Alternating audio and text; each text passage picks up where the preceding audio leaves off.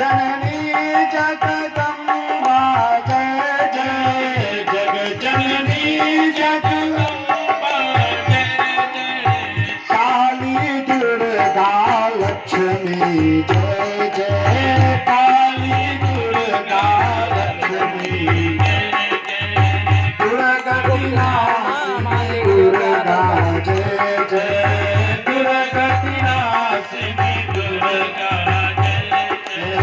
काल विनाशिनी काली जय जय काल विनाशिनी काली जय बोलियान सती ब्रह्मा भगवती की श्री नारायण नाव ना लिखे हो गुप्त धर्म गज पत्नी 11 रुपया मायावी चा प्रसुता नृपेण साधम सवामे रेमे चा गंधमादने। श्री नारायण कहते हैं नारद जी से कि हे नारद जी, राजा धर्मध्वज की पत्नी माधवी नाम से प्रसिद्ध थी। वह राजा के साथ गंधमादन पर्वत पर एक श्रम भवन में विहार करती थी। पुष्प और चंदन से सुरभित सुखदाई सम्मसुर अपने समस्त अंगों में चंदन से सुसज्जित करके रत्नमालाओं से विभूषित होकर के पुष्प चंदना से सुगंधित होकर के और सुख को प्राप्त करते हुए काम भोग में लगी रहती थी। रति कीड़ा के विज्ञ वे दोनों कभी विभोग से विचलित नहीं होते थे और इस प्रकार उनके दिव्य 100 वर्ष बीत गए, किंतु उन्हें दिन रात का भी ज्ञान नहीं रहा। तदंतर राजा के हृदय में कुछ ज्ञान का उदय होने पर भोग से विरत हो गए, किंतु वह कामासक्त सुंदरी पूर्ण रूप से तृप्त नहीं हुई। देव योग से उसने शीघ्र धारण कर लिया और स्त्री स्वरूप गर्भ वाली वह दिनों दिन सौंदर्य संपन्न होती गई। उस साध्वी का गर्भ 100 वर्ष तक रहा।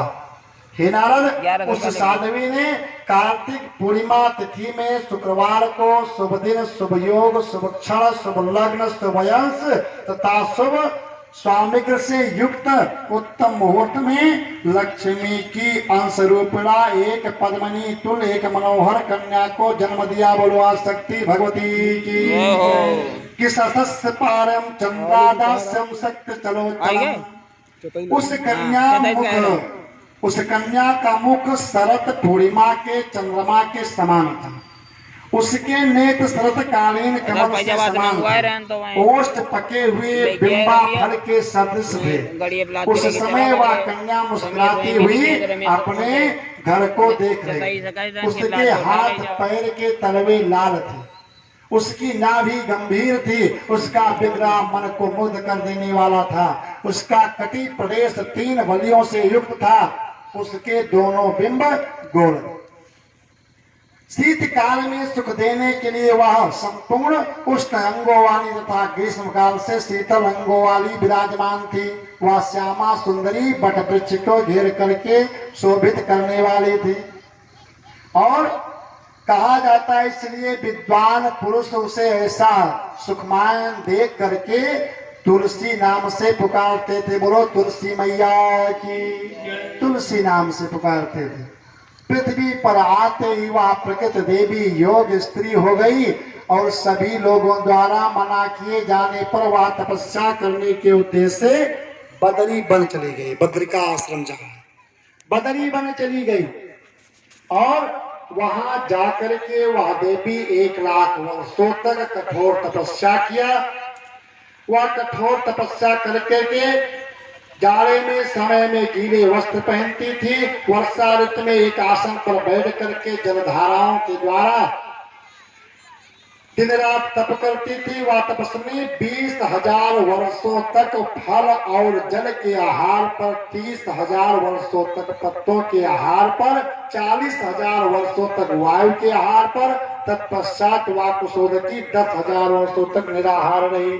इस प्रकार से निर्लक्ष्य होकर के एक पैर पर स्थित रह करके तपस्या करते हुए देख करके ब्रह्मा जी उसे वर प्रदान करने के लिए उत्तम बद्रिका आश्रम पर चले गए। बोलो ब्रह्मा जी की।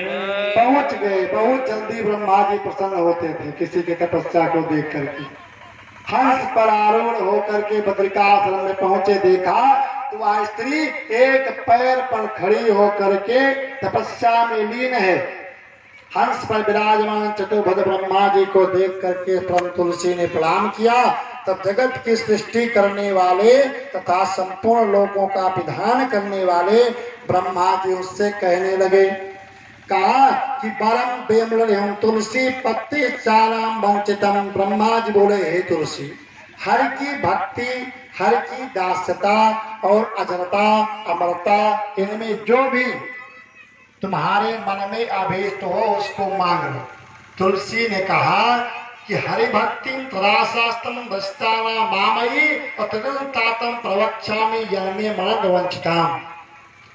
कहा कि हे तात सुनिए, मेरे मन में तो अभिलाषा है, उससे मैं आपको बता रही हूँ।